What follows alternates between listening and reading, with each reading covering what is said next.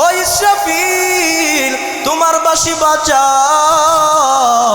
ইসরাফিল সঙ্গে সঙ্গে তার বাঁশিটা বাজায় দিবে। ঘোষণা কার? জোরে বলুন কার? আল্লাহ যখন অর্ডার করবেন ইসরাফিল সিংগাই ফুৎকার মারবে। ইসরাফিল যখন প্রথমবার সিংগাই ফু দিবে ঘটনাটা কি হবে? আল্লাহ তাআলা সূরাতুল হজ্জের 2 নং আয়াতে আল্লাহ ডাক দিয়া বলে, ইয়াউমা তারাউনাহা তাযহালু কুল্লু মুরদিআতিন আম্মা আরদাআত ওয়া তাদউ কুল্লু যাতি হামলিন হামলাহা ওয়া তারান নাসা সুকারা ওয়া মা হুম বিসুকারা ওয়ালাকিন্না আযাবাল্লাহ ওয়ালাকিন্না আযাবাল্লাহি শাদীদ। আল্লাহ বলেন যেদিন ইসরাফিল সিংগাই ফু দিবে, যেই মা তার সন্তানকে বুকের দুধ পান করাবে, ওই মা তার সন্তানটাকে, সন্তান বুকের থেকে পড়ে যাবে, হাত থেকে পড়ে যাবে, মা টের পাবে না। মায়ের পেটে সন্তান থাকবে, সন্তান ভূমিষ্ঠ হয়ে যাবে, মা টের পাবে না। কেন কেন মনে হয় তারা পাগল হয়ে গেছে। ওমা হুম বিসুকারা, আল্লাহ বলেন না তারা পাগল হয় নাই। তাদের এই অবস্থা কেন হলো? ওয়ালাকিন্না আযাবাল্লাহি শাদীদ, একমাত্র আল্লাহর আযাবের ভয়, একমাত্র আল্লাহর আযাবের ভয়। আল্লাহ তাআলা বলেন ইসরাফিলকে যখন অর্ডার করবেন, ইসরাফিল সর্বপ্রথম তার বাঁশির মধ্যে ফু দিবেন একটা। জোরে কোন কয়টা? একটা ফু যখন দিবেন অবস্থাটা কি হবে? আল্লাহ পাক রব্বুল আলামিন কুরআনুল কারীমের মধ্যে তিনি জানায় দিলেন, ফাইজা নুফিখা ফিস সূরি নাফখাতু ওয়াহিদা ওয়া হুমিলাতিল আরদু ওয়াল জিবালু ফাদুক্কাতা দাক্কাতাও ওয়াহিদা। আমার আল্লাহ বলেন আমি আল্লাহ যখন অর্ডার করব, ইসরাফিল যখন তার সিংহার মধ্যে প্রথম ফোঁটা দিয়া দিবে, ফোঁটা দেওয়ার পরে কি হবে? আল্লাহ পরের আয়াতে বলেন ওই পাহাড়গুলি তুলার মতো উঠতে থাকবে, আকাশ ভেঙে পড়বে, জমিন তুলার মতো উঠতে থাকবে, এই চন্দ্রগুলি কষে কষে পড়বে, সূর্য কষে কষে পড়বে, নক্ষত্রগুলি কষে কষে পড়বে, আলোহীন হয়ে যাবে, কোনো আলো থাকবে না। আমার আল্লাহ ডাক দিয়ে বলে আসমান ভেঙে টুকরা টুকরা হয়ে যাবে। আসমানে জমিনে যত প্রাণী আছে সব প্রাণী মারা যাবে, কেউ থাকবে না, কেউ বেঁচে থাকতে পারবে না। ওই যে আপনারা বড় বড় বিল্ডিংগুলো দেখেন, এই বিল্ডিংগুলো ভেঙে টুকরা টুকরা হয়ে যাবে, বড় বড় পাহাড়গুলি তোলার মতো উঠতে থাকবে, সব ক্ষমতা মানুষের শেষ হয়ে যাবে। আমার আল্লাহ রব্বুল আলামিন ডাক দিয়া বলেন সব যখন শেষ হয়ে যাবে, সব ফানা ফানা হয়ে যাবে, আল্লাহ সূরা রহমানের ভিতরে ডাক দিয়া বলেন কুল্লু মান আলাইহা ফান, সব ফানা ফানা হয়ে যাবে, ভূপৃষ্ঠে যা কিছু আছে সব ধ্বংস করে দিবেন তিনি কে? কোরআনে কারিমে আল্লাহ পাক 114টি সূরা নাজিল করেছেন, তার মধ্য থেকে 99 নং সূরা সূরাতুল জিলজাল আমি আপনাদের সামনে তেলাওয়াত করেছি। এই সূরাতে আয়াত হচ্ছে 8টি। বলেন আয়াত কয়টি? 8টি। রুকু হচ্ছে 1টি। সূরাটি নাজিল হয়েছে মদিনায়। কোথায়? মদিনায়। কেউ বলেছেন মক্কায়। এই সূরার ফজিলত সম্পর্কে তাফসীর ইবনে কাসিরের মধ্যে আসছে, আল্লাহ রাসূল সাল্লাল্লাহু আলাইহি ওয়া আলিহি ওয়াসাল্লাম তিনি ইরশাদ করেছেন, রাসূলের কাছে এক ব্যক্তি আসলেন, এসে বললেন ইয়া রাসূলুল্লাহ, আমরা পড়ি সাল্লাল্লাহু আলাইহি ওয়াসাল্লাম, আপনি আমাকে তেলাওয়াত করা, পাঠ করা শিখিয়ে দিন। আল্লাহর রসুলকে প্রশ্ন করা হলো। আল্লাহর রসুল বললেন, আপনি আলিফ লাম র যুক্ত, এই আলিফ লাম র যুক্ত 3টি সূরা তেলাওয়াত করুন। বলেন, আলিফ লাম র যুক্ত কয়টি সূরা? 3টি সূরা। সাহাবী বলল, ইয়া রাসূলুল্লাহ, আমি তেলাওয়াত করতে পারবো না, লম্বা সূরা, বড় সূরা, আমার বয়স হয়ে গেছে, আমি চোখে কম দেখি, আমি কিভাবে তেলাওয়াত করব? এটা আমার পক্ষে সম্ভব নয়। আল্লাহর হাবিব বললেন, তাহলে আপনি হামিম যুক্ত এই সূরাগুলি তেলাওয়াত করুন। সাহাবী তখনও বললেন, ইয়া রাসূলুল্লাহ, আমি পারবো না। কেন? আমার বয়স হয়ে গেছে, আমার পক্ষে সম্ভব নয়। আল্লাহর হাবিব বললেন, তাহলে আপনি ইউসাব্বিহ যুক্ত 3টি সূরা তেলাওয়াত করুন। তিনি তখনও একই জবাব দিলেন। আল্লাহর রসুল তখন বললেন, আপনি তেলাওয়াত করুন সূরা জিলজাল। আল্লাহর রসুল তাকে পাঠ করালেন। সুবহানাল্লাহ, জোরে পড়েন। এই সূরাটি তেলাওয়াত করার পরে এবার ওই ব্যক্তিটা বলল, আল্লাহর নামের শপথ খেয়ে বলি, আল্লাহর কসম খেয়ে বলি, আমি এর থেকে বেশি করব না। শপথ করে বললাম, এই সূরা আমি নিয়মিত তেলাওয়াত করব, পাঠ করব। আল্লাহর রসুলের কাছে এই কথা বলে সাহাবীটা চলে যাচ্ছেন। ইতিমধ্যে আল্লাহর হাবিব সাল্লাল্লাহু আলাইহি ওয়াসাল্লাম তিনি সাহাবায়ে কেরামদেরকে ডেকে বললেন, ও সাহাবায়ে কেরাম শোনো, এই লোকটা সফলতা অর্জন করেছে, এই লোকটা সফলতা অর্জন করেছে।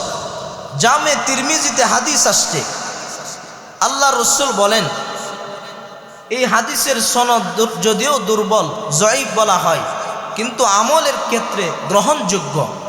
আল্লাহ রসুল বলেন, মান করা সূরা জিলজাল, এই সূরা জিলজাল যদি কোনো ব্যক্তি একবার তেলাওয়াত করে, আল্লাহর হাবিব বলেছে 15 পারা তেলাওয়াত করার সওয়াব তার আমল নামায় চলে যাবে।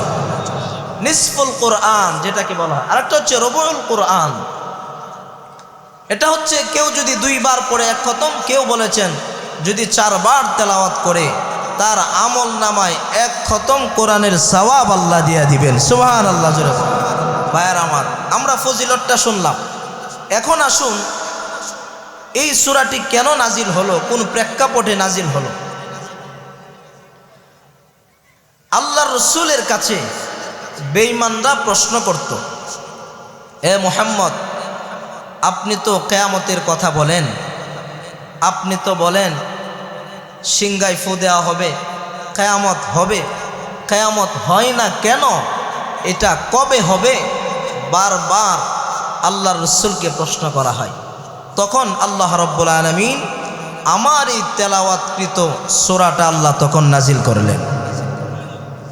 আল্লাহ নাজিল করলেন।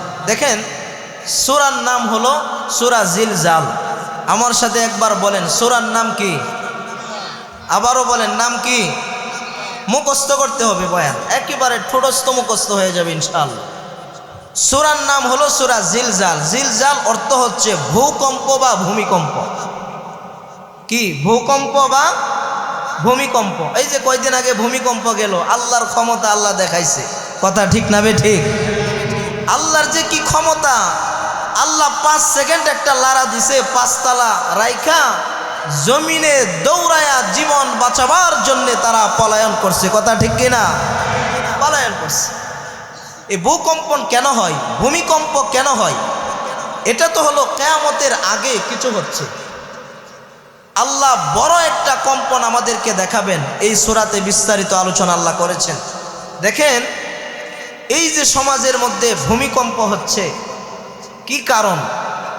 আজকে আমি জুমাতে এই ভূমিকম্প কেন হয় এই বিষয়টা নিয়ে কথা বলেছি। ভূমিকম্প হওয়ার বড় বড় 4টা গুনাহ আছে।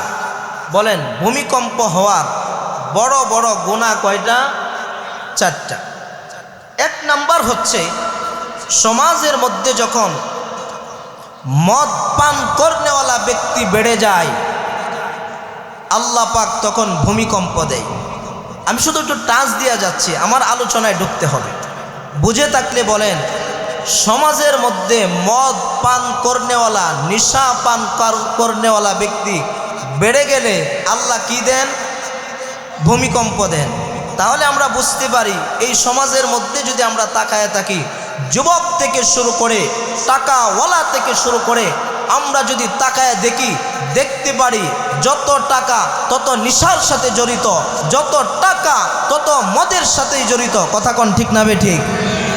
এই জন্য ভূমিকম্প হচ্ছে যারা মদ পান করে। সহিহ মুসলিম শরীফে এক হাদিস আসছে, আল্লাহর রাসূল বলে, যারা মদ পান করে, নিশা পান করে, আব্দুল্লাহ ইবনে ওমর বলে, আল্লাহর রাসূল বলেছেন মদ পান করনেওয়ালা ব্যক্তির 40 দিন পর্যন্ত কোনো ইবাদত আল্লাহর কাছে কবুল হয় না। নাউজুবিল্লাহ, জোরে বলেন। কতদিন? 40 দিন। 40 দিনের ভিতরে যদি সে মারা যায়, ঈমান ছাড়া সে মারা যাবে। আর ঈমান ছাড়া মারা গেলে সে কোথায় যাবে? জাহান্নামে। 2 নাম্বার, ভূমিকম্প কেন হয়? সমাজের মধ্যে যদি জিনা বেড়ে যায়। এখন বলেন, সমাজের মধ্যে জিনা বেবিচার কম না বেশি? বেশি। 3 নাম্বার, সমাজের মধ্যে যদি গান বাজনা বেড়ে যায়। কোরআনে আছে, ওমিনান নাসি মান ইয়াশতারি লাহওয়াল হাদিস লিউদিল্লা আন সাবিলিল্লাহ। আল্লাহ বলছেন, লাহওয়াল হাদিসের ব্যাখ্যায় মুফাসসিরিনে কেরাম বলে, রাসূলের একজন সাহাবায়ে কেরামদের মধ্যে সবচাইতে বড় মুফাসসির, যার নাম হলো আব্দুল্লাহ ইবনে আব্বাস রাদিয়াল্লাহু তাআলা আনহু। আরেকজন সাহাবীর নাম হলো ইবনে মাসউদ রাদিয়াল্লাহু তাআলা আনহু। আব্দুল্লাহ ইবনে আব্বাস বলেছেন, লাহওয়াল হাদিসের ব্যাখ্যায় যেই গবেষণা আসে সেটা হলো গান বাজনা। আব্দুল্লাহ ইবনে মাসউদ আল্লাহর নামের কসম খেয়ে বলেছেন, আল্লাহর শপথ খেয়ে বলি, ভূমিকম্প এই কারণে হয়। লাহওয়াল হাদিসের ব্যাখ্যায় তিনি বলেছেন, গায়িকাদের কণ্ঠ এবং বাদ্যযন্ত্রের কারণে আল্লাহ এই সমাজের মধ্যে ভূমিকম্প দেয়। জোরে কন নাউজুবিল্লাহ। এখন বলেন, গান এই সমাজে আছে না নাই? কথা কোন আছে না নাই? একটু টাকাওয়ালা হইলে মেয়ের বিয়াতে গান বাজাইতে হয়, মদ পান করতে হয়, আছে না না? এরকম একটু টাকা হইলেই। আর এই যে গান রয়ে কি শুরু হয়েছে সমাজের মধ্যে? বাউলরা গান গাইতেছে, রাসূলের নামে কটূক্তি করতেছে। কথা কোন ঠিক কিনা? রাসূলের নামে কটূক্তি করতেছে। আবুল সরকারকে দেখলাম, তিনি বলল, কুল আউযু বিরাব্বিন নাস মালিকিন নাস ইলাহিন নাস। এই কোরআনের মধ্যে, এই সূরার মধ্যে নাকি আল্লাহ তারে নাচতে কইছে। নাউজুবিল্লাহ, জোরে বলেন। ও মুসলমান, আমি বলতে চাই, যারা নাকি আল্লাহর কোরআনের আয়াত দিয়া তাফসীরের নামে অপব্যাখ্যা করে, আয়াতের নামে কটূক্তি করে, সেই বান্দা আল্লাহর বিরুদ্ধে কথা বলে, যারা নাকি আমার আল্লাহর কোরআন নিয়ে কথা বলে, ইসলামের বিরুদ্ধে কথা বলে, তাদেরকে বেঁচে থাকার কোনো অধিকার নাই। আল্লাহর কোরআন নিয়ে কটূক্তি করলে প্রকাশ্যে ফাঁসির মঞ্চে ঝুলাইয়া দিতে হবে। আল্লাহর কোরআন নিয়ে কটূক্তি করা মানে কাকে নিয়ে কটূক্তি করা? আওয়াজ দিয়ে বলেন, এই জমিন কার? আসমান কার? হায়াত দিছেন কে? আমাদেরকে বাঁচায় রাখলেন কে? সব দিছে আল্লাহ। দেওয়ার পরেও যেই বান্দা আল্লাহর জমিনে থেকে, আল্লাহর আসমানের নিচে থাইকা যেই ব্যক্তি কোরআনের বিরুদ্ধে কথা বলবে, স্পষ্ট কথা, এই জমিনে বেঁচে থাকার কোনো অধিকার তাদের নাই। ঠিক কিনা? জোরে বলো মুসলমানেরা। রাগ করছেন? কিছু আবুল মার্কা লোক আছে সমাজে, এরা এই বাউল নামের ফাউলের পক্ষ নিয়েছে, আছে না নাই? এখন বলেন, কি গান গায় ওরা? আমি তো পারি না। ওই দিন শুনলাম এক জায়গা বলতেছে, আকাশটা কাঁপছিল কেন, জমিনটা নাচছিল কেন, বরফের গাইছিল কেন, সেই দিন গান গাইছিল খাজা যেই দিন। নাউজুবিল্লাহ বলেন। আচ্ছা, খাজা কোনোদিন গান গাইছে? খাজা মঈনুদ্দিন চিশতি আজমিরি কত বড় বুজুর্গ ছিলেন, ওনার নামে মিথ্যা তুহমত করা দেয়। উনি গান গাওয়ার কারণে আসমান নাকি নাচছে, জমিন নাকি নাচছে, আসমান নাকি কাঁপছে। নাউজুবিল্লাহ, জোরে বলেন। এই সমস্ত ভণ্ড কথাকে আমরা বিশ্বাস করতে পারি? কথা বলেন, পারি? আমি তো মনে করি খাজা মঈনুদ্দিন চিশতি যদি বেঁচে থাকতো তোর মতো কুলঙ্গারকে ধরে ফাঁসির মঞ্চে ঝোলাইয়া দিত। ঠিক কিনা জোরে বলো মুসলমান? তাহলে বলেন, সমাজের মধ্যে ভূমিকম্প হওয়ার 3 নাম্বার কারণ হলো গান বাজনার কারণে। আওয়াজ দিয়ে বলেন কি কারণে? একটু বিয়া হইলে সারা রাত গান বাজাইব, এরপরে মদও পান করে, নিশা পান করে, দিনের বেলা হুজুর রান্নাকে হুজুর খুতবাটা পড়ে একটু দোয়া করে দেন। এমন লোক সমাজে আছে না নাই?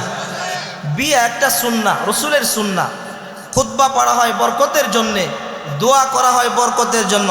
সারা রাত মদ পান করে নাচানাচি করে সকালবেলা হুজুর আইনা দোয়া করা, তার মানে হলো লঙ্গি খুইলা মাথায় পাগড়ি বাঁধা।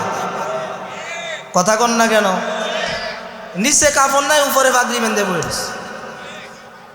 4 নাম্বার, সমাজের মধ্যে ভূমিকম্প তখন আসবে যখন নাকি সমাজের মানুষ আমানতের খেয়ানত করবে। আমানতের খেয়ানত আছে না নাই? কথা কয় না, আছে না নাই? বলতে গেলে অসুবিধা। আগে আমারে বলা হয়েছে হুজুর কইেন না কিছু, বুঝছেন নিও, আগেই কয়ে লাইছে।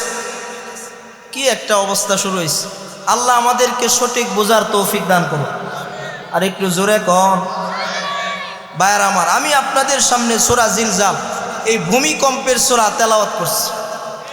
আল্লাহ পাক রব্বুল আলামিন এই সূরার শুরুতে বলেন, ইজা জুলজিলাতিল আরদু জিলজালাহা। আল্লাহ বলেন, যখন এই পৃথিবীকে প্রবল বেগে একটা ঝাঁকুনি দেওয়া হবে, কম্পনে কম্পিত করা হবে, জমিন গোটা পৃথিবী একসাথে কেঁপে উঠবে। গোটা পৃথিবীকে একসাথে কাঁপিয়ে দেওয়ার মতো ক্ষমতা আছে যার। আওয়াজ করে বলেন তিনি কে? আল্লাহর এই ক্ষমতা বুঝি নাই? কথা কয় না নাই? গত শুক্রবারে তিনি দেখাইয়া দিছে। কথা কোন ঠিক কিনা? দেখাইয়া দিছে। আল্লাহ তাআলা সুন্দর করে আরো বলেন সূরাতুল হজ্জের মধ্যে, আমার আল্লাহ ডাক দিয়া বলে, ইয়া আইয়ুহান নাসুত্তাকু রাব্বাকুম ইন্না জালজালাতাস সাআতি শাইউন আযীম। আল্লাহ তাআলা বলেন, হে মানব জাতি, আল্লাহ তাআলাকে ভয় করো। কাকে ভয় করব? কেন ভয় করবা? ইন্না জালজালাতাস সাআ শাইউন আযীম। নিশ্চয় আমি আল্লাহর ভূকম্পন বা ভূমিকম্প যেটাই বুঝো, কম্পনে কম্পিত করব, এমন একটা কম্পন হবে। এটা একটা ভয়ানক ব্যাপার, ভয়ানক ব্যাপার। এই জালজালা কখন হবে? আমার আল্লাহ যখন ইসরাফিল আলাইহিস সালাতু ওয়াস সালামকে যখন অর্ডার দিবেন, ঘোষণা দিবেন, আল্লাহ একজন ফেরেশতা বানাইছেন, ফেরেশতার নাম হলো ইসরাফিল। আল্লাহ পাক এই ইসরাফিলকে দিয়া 2 বার ফু দেওয়াবে। আমার আল্লাহ ডাক দিয়া বলেন, আমি আল্লাহ একজন ফেরেশতা বানাইলাম, ফেরেশতার নাম হলো ইসরাফিল। তার হাতে একটা বাঁশি দিয়া রাখলাম, বাঁশিটা মুখের মধ্যে লাগাইয়া আমি আল্লাহর আরশে আজিমের দিকে তাকায়া আছে। আমি আল্লাহ যখন নাকি অর্ডার করে দিব, ঘোষণা করে দিব, ও ইসরাফিল তোমার বাঁশি বাজাও, ইসরাফিল সঙ্গে সঙ্গে তার বাঁশিটা বাজায় দিবে। ঘোষণা কার? জোরে বলুন কার? আল্লাহ যখন অর্ডার করবেন, ইসরাফিল সিংগাই ফুৎকার মারবে। ইসরাফিল যখন প্রথমবার সিংগাই ফু দিবে, ঘটনাটা কি হবে? আল্লাহ তাআলা সূরাতুল হজ্জের 2 নং আয়াতে আল্লাহ ডাক দিয়া বলে, ইয়াউমা তারাউনাহা তাযহালু কুল্লু মুরদিআতিন আম্মা আরদাআত ওয়া তাদউ কুল্লু যাতি হামলিন হামলাহা ওয়া তারান নাসা সুকারা ওয়া মা হুম বিসুকারা ওয়ালাকিন্না আযাবাল্লাহ ওয়ালাকিন্না আযাবাল্লাহি শাদীদ। আল্লাহ বলেন, যেদিন ইসরাফিল সিংহায় ফু দিবে, যেই মা তার সন্তানকে বুকের দুধ পান করাবে, ওই মা তার সন্তানটাকে, সন্তান বুকের থেকে পড়ে যাবে, হাত থেকে পড়ে যাবে, মা টের পাবে না। মায়ের পেটে সন্তান থাকবে, সন্তান ভূমিষ্ঠ হয়ে যাবে, মা টের পাবে না। কেন কেন মনে হয় তারা পাগল হয়ে গেছে। ওমা হুম বিসুকারা, আল্লাহ বলেন না, তারা পাগল হয় নাই। তাদের এই অবস্থা কেন হলো? ওয়ালাকিন্না আযাবাল্লাহি শাদীদ, একমাত্র আল্লাহর আযাবের ভয়, একমাত্র আল্লাহর আযাবের ভয়।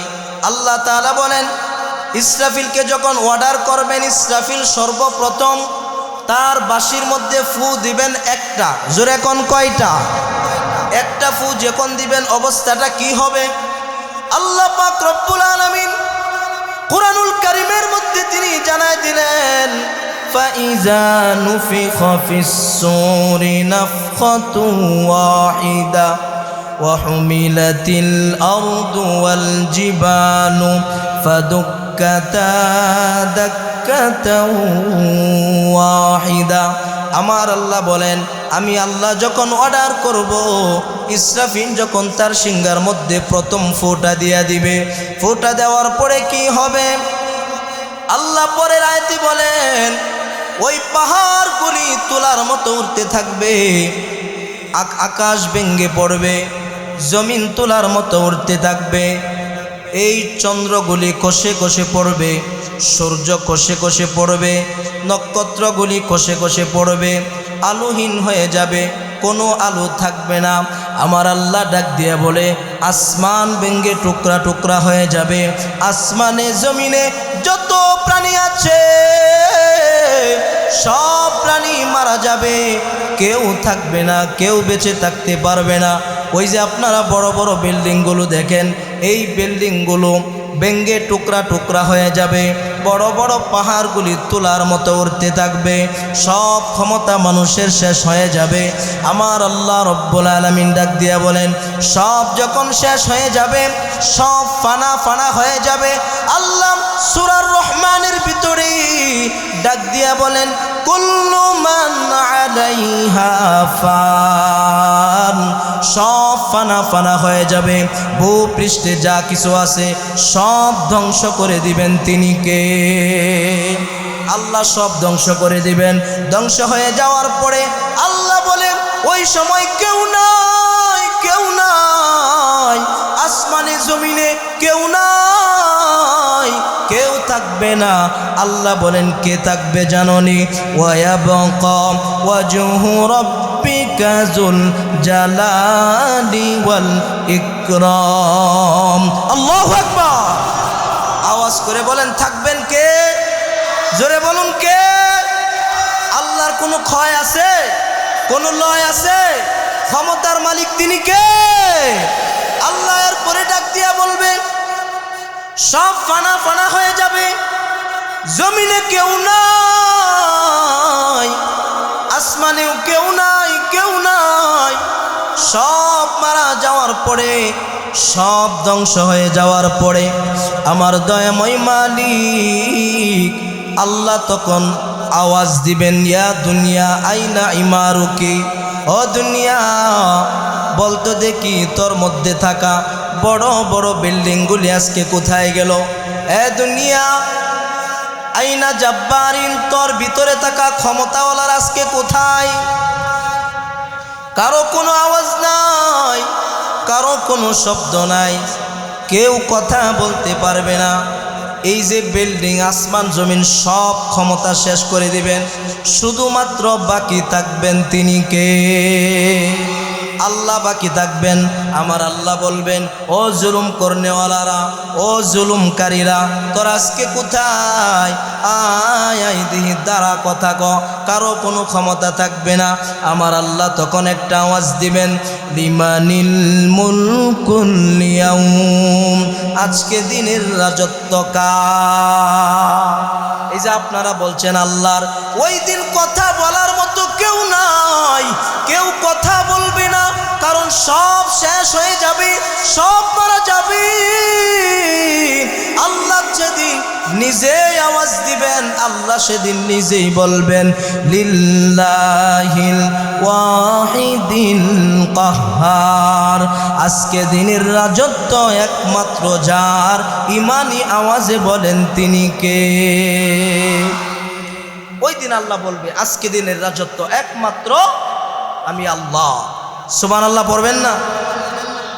আল্লাহ সেই কথাটা, এই যে ক্ষমতার মালিক, রাজত্বের মালিক একমাত্র আমার আল্লাহ, এই কথাটা আমার আল্লাহ কোরআন কারীমের সূরা মুলকের শুরুতে বলেন।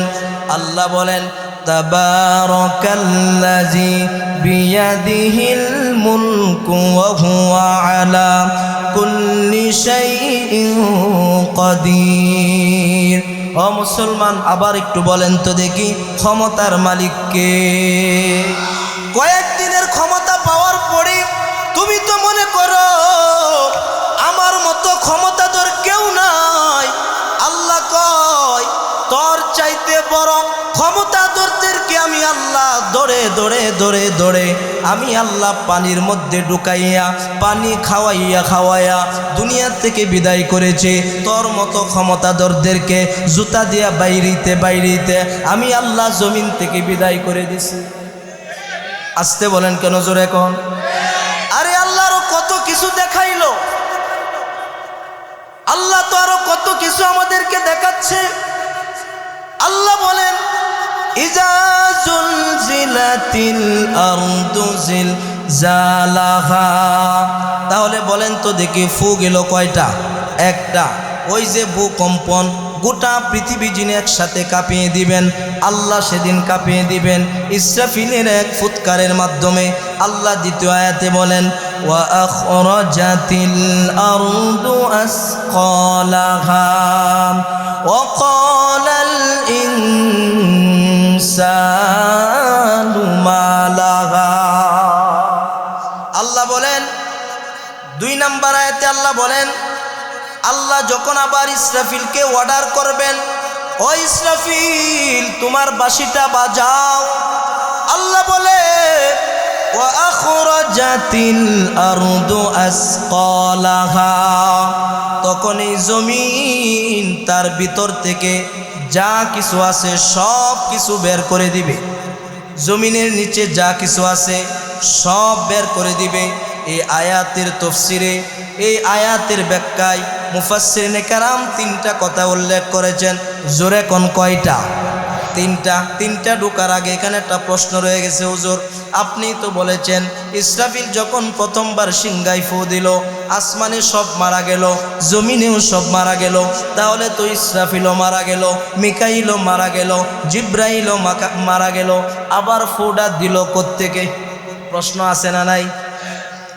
ভাইরা আমার, আল্লাহ বলেন, জিব্রাইল, মিকাইল, ইসরাফিল, মালাকুল মউত আজরাইল, আমি আল্লাহ তাদেরকে আবার জীবিত করব। ইসরাফিলকে কেন জীবিত করবেন? আল্লাহ বলেন, দ্বিতীয়বার ফুৎকার দেওয়ার জন্য আল্লাহ ইসরাফিলকে আবার জীবিত করবেন।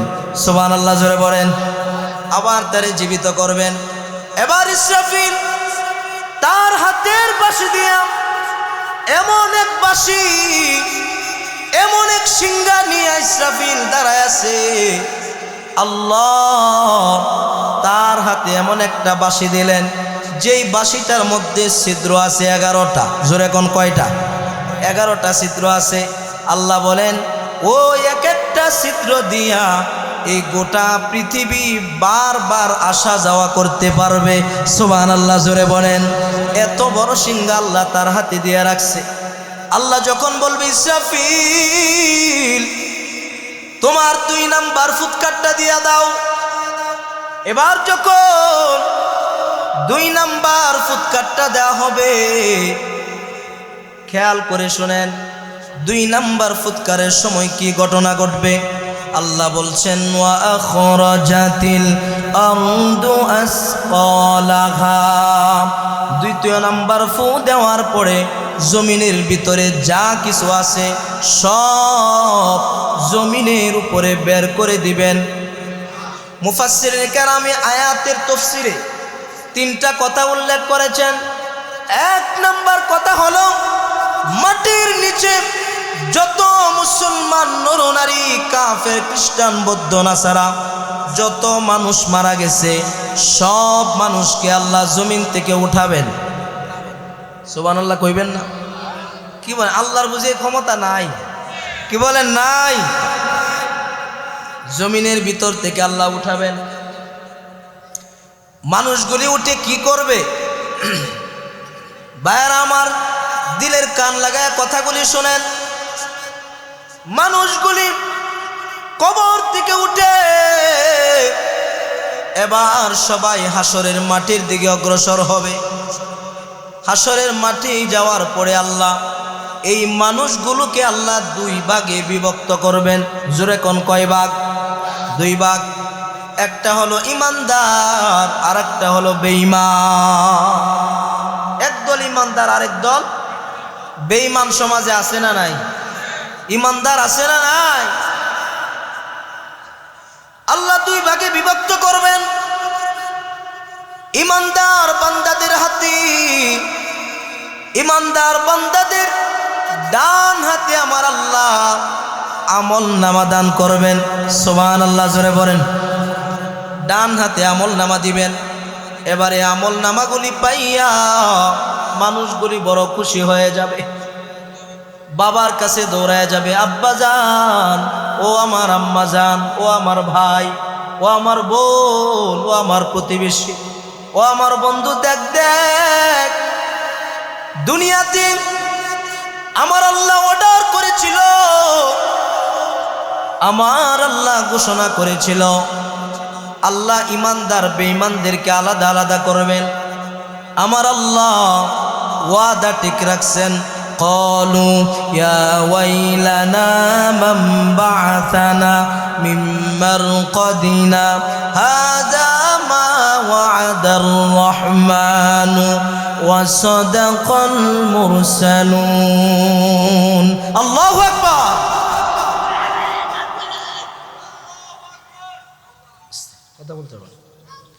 ওই দিন মানুষগুলি বলবে কবর থেকে ওঠার পরে হাযা মা ওয়াদার রহমান, আমাদের রহমান যিনি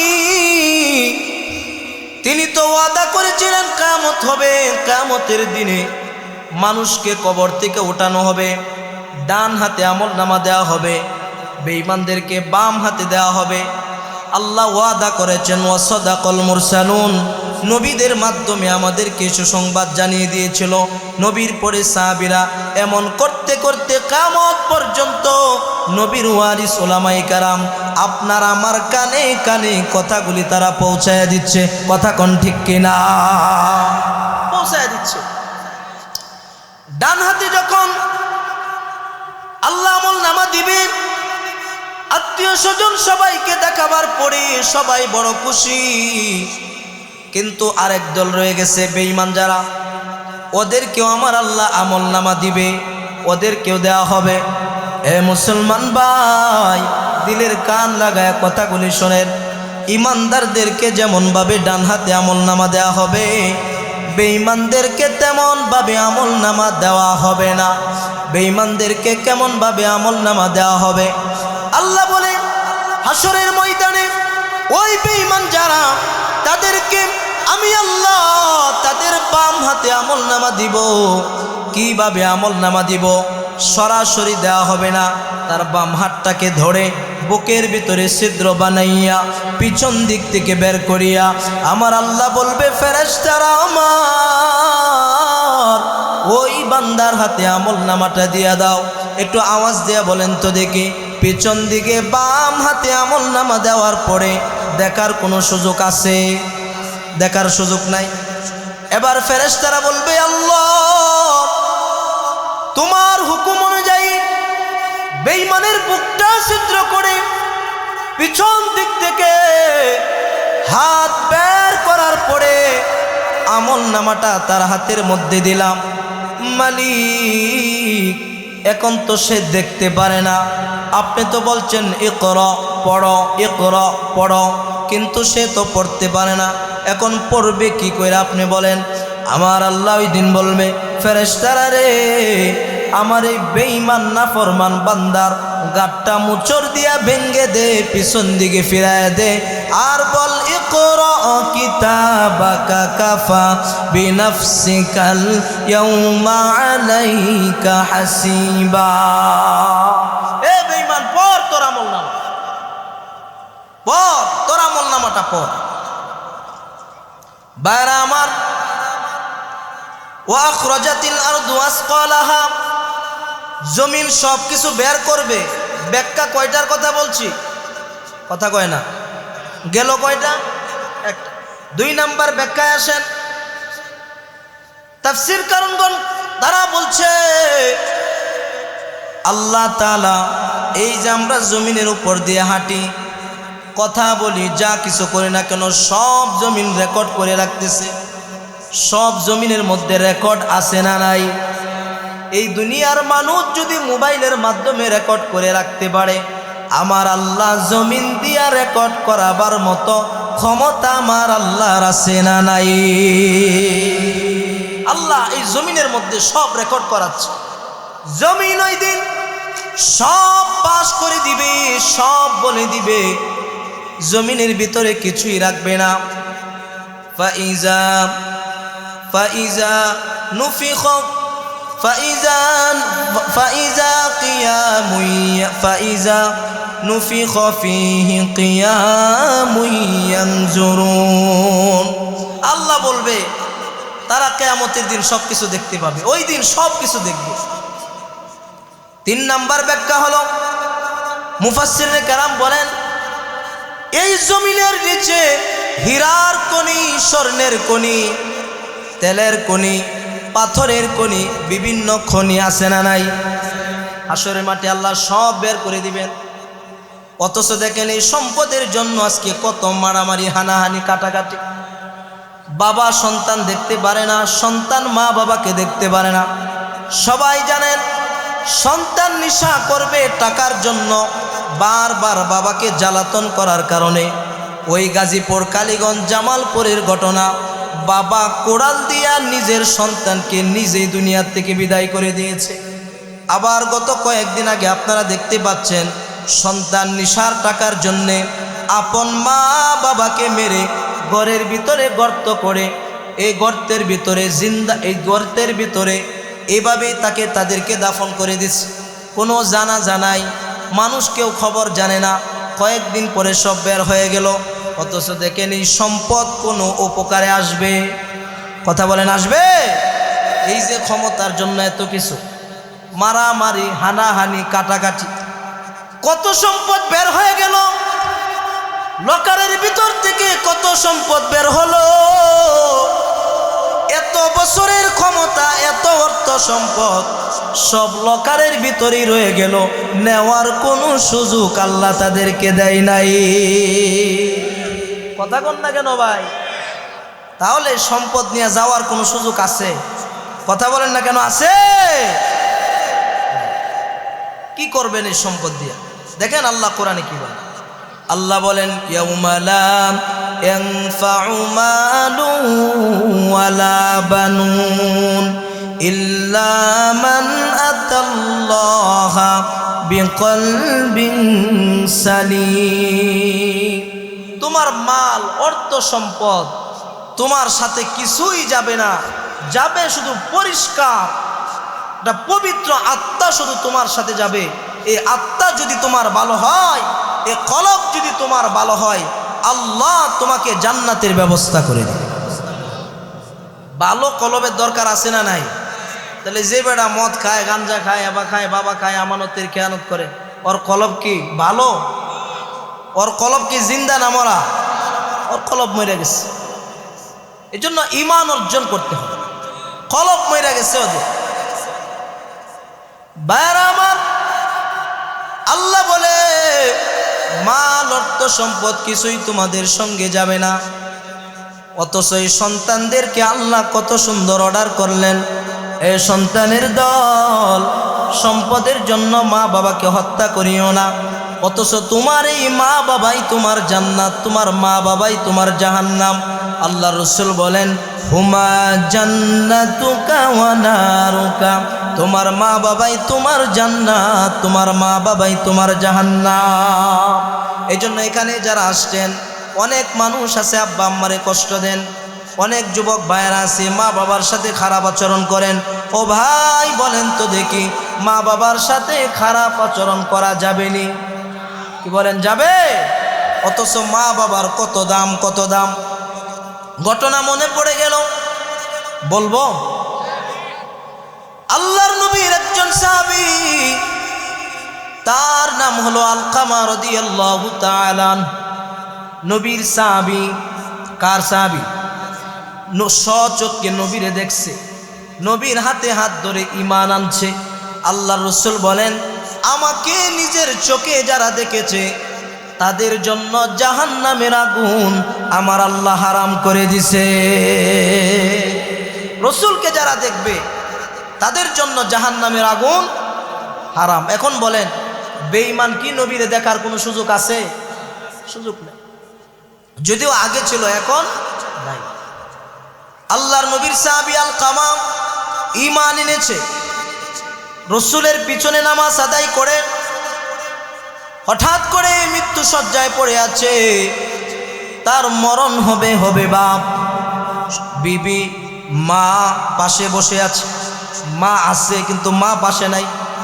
বিবি সন্তানেরা পাশে বসে বসে কালেমার তালকিন দিচ্ছে, পড়ো পড়ো কালেমাটা পড়ো, কালেমা পড়ো, কালেমা পড়ো। কিন্তু না না, সে কালেমা পড়ে না, তার জবান দিয়া কালেমা আসে না। এই যুবক ভাই যারা আব্বা আম্মারে কষ্ট দেন, খেয়াল করে শুনেন। অনেক যুবক ভাইরা কষ্ট দিতে চায় না, কিন্তু বিবির কারণে মা বাবার সাথে ভালো আচরণও করতে পারে না, আছে না নাই? এইটা আমার আপনারও দোষ, বিবির কোনো দোষ নাই। আমি যদি আমার বিবিরে বলি আজকে থেকে 3 বেলা গরম ভাত রান্না করে আমার আব্বা আম্মার সামনে দিবা, যদি দিতে না পারো তাইলে তুমি তালাক, তাইলে আমার বাড়ি থেকে বিদায় হয়ে যাও। ও মুসলমান বলেন তো দেখি, বিবিরা মা বাবার সাথে খারাপ আচরণ করার কোনো সুযোগ আসেনি? তাহলে দোষ কার? আমার। দোষ কার? আমার আপনার দোষ। শুধু বিবিদেরকে দোষ দিয়া কোনো লাভ নাই, বিবিদেরকে দোষ দিয়া কোনো লাভ নাই। নবীর সাহাবী মৃত্যু শয্যায় কালেমা পড়তে পারে না, বিবি দৌড়ায়া নবীর কাছে চলে গেলেন। নবী আমার বিবি, আমার স্বামী কালেমা পড়তে পারে না, মৃত্যু শয্যায় পড়ে আছে, কালেমার তালকিন দিচ্ছে, তার জবানে কালেমা বের হচ্ছে না। ওগো নবী, আপনি যদি একটু যাইতেন, আমার স্বামীকে একটু কালেমার তালকিন দিতেন, হতে পারে আপনি নবীর বরকতে আমার স্বামীর জবানে আল্লাহ কালেমা ফুটায় দিবে। নবীজি বললেন ঠিক আছে, আমার একজন সাহাবী মৃত্যু শয্যায় আছে, আমি রাসূল তো দয়ার নবী, মায়ার নবী, আমার রাসূলের মতো দয়ার মায়ার ব্যক্তি আরও কি পৃথিবীতে কেউ আছে? কেউ নাই। নবী আমার গেলেন। নবী প্রথমে যায় নাই, কয়েকজন সাহাবীকে পাঠাইলেন। সাহাবীরা গিয়ে অনেকক্ষণ কালেমার তালকিন দিলেন। হযরতে বেলাল, হযরতে আলকামার বাড়িতে চলে গেলেন, সালমান ফার্সি চলে গেলেন। কয়েকজন সাহাবী যাওয়ার পরে কালেমার তালকিন দিতে দিতে কালেমা বের হয় না। সাহাবীরা বুঝতে পেরেছে সময় আর বেশি বাকি নাই। এমন সময় সাহাবীরা দৌড়ায় চলে গেছে। নবীজি, সাহাবী কালেমা পড়তে পারে না, মনে হয় বেঈমান হইয়া দুনিয়া থেকে বিদায় হয়ে যাবে, আপনি যান, তাড়াতাড়ি যান। নবী আমার গেলেন, যাওয়ার পরে গিয়া বলেন কালেমা পড়ো, পড়তে পারে না। নবী আমার বলে কি ব্যাপার, তার আম্মা কোথায়? এবার খবর নিয়ে জানা গেল ওই ব্যক্তিটা আলকামা মুসলমান হওয়ার আগে তার আম্মাকে একটা আঘাত করেছিল, ওই আঘাতের কষ্ট মায়ের অন্তরে এখনো রয়ে গেছে। এই জন্য মা সন্তানের প্রতি পরিপূর্ণ খুশি হইতে পারে না। নবী আমার চলে গেলেন, ডাক দিয়া বলে, মা,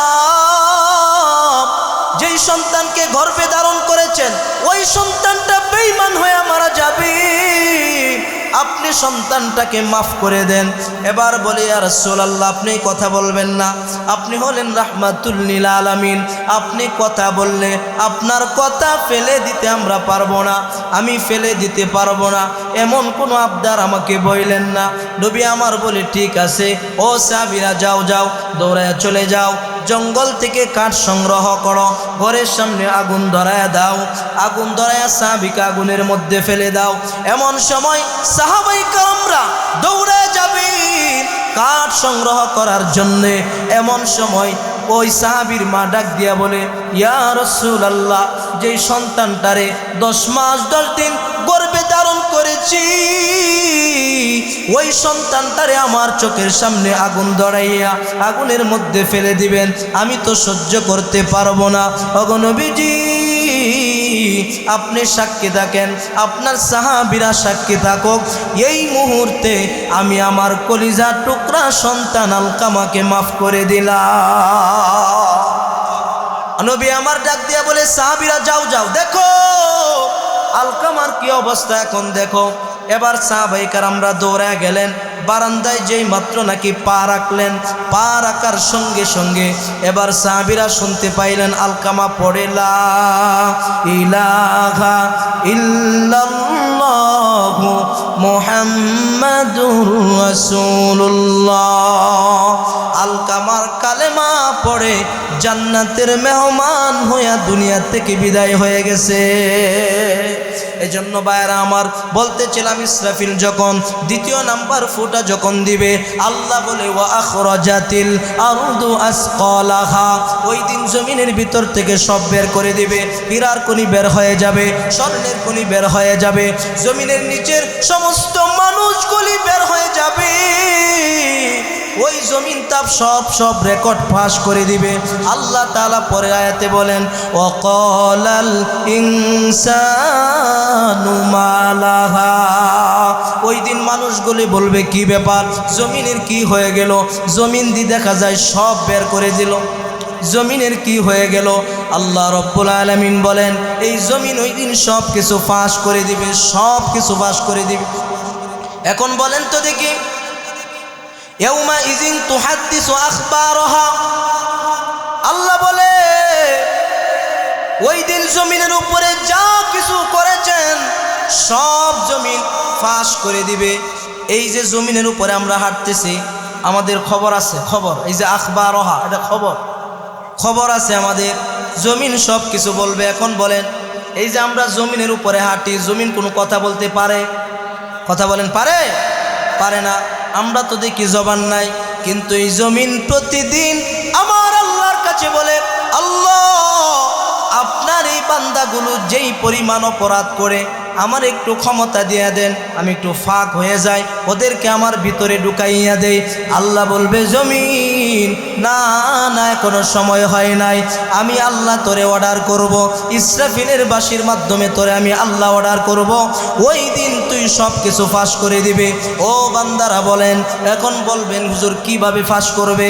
আল্লাহ রব্বুল আলামিন কোরআনুল কারীমের মধ্যে জানায় দেন, আল ইয়াউমা নাখতিমু আলা আফওয়াহিহিম ওয়া তুকাল্লিমুনা আইদিহিম ওয়া তাশহাদু আরজুলুহুম বিমা কানু ইয়াকসিবুন। আল্লাহু আকবার।